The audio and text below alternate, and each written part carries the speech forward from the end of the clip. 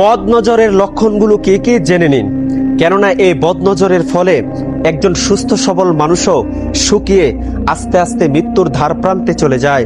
তাই আপনার উপর কোনো বদনজর করা হয়েছে কিনা সেইগুলো জানার জন্য আমি 7টি লক্ষণ বলে দিচ্ছি। এই 7টি লক্ষণ যখন আপনি বুঝতে পারবেন তখন মনে করবেন যে আপনার উপর বদনজর করা হয়েছে। আর সেই 7টি লক্ষণ হলো: নাম্বার 1, বমি বমি ভাব থাকা। নাম্বার 2, অত্যাধিক চুল পড়তে থাকা। নাম্বার 3, শরীর সবসময় দুর্বল থাকা। নাম্বার 4, সবসময় মাথা ব্যথা করা।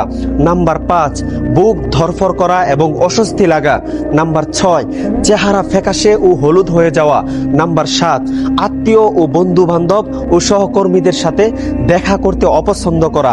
এই লক্ষণগুলো যখন দেখবেন তখন মনে করবেন আপনার উপর কারো বদনজর রয়েছে। তখন আপনি বেশি বেশি ইস্তেগফার এবং দোয়া করবেন।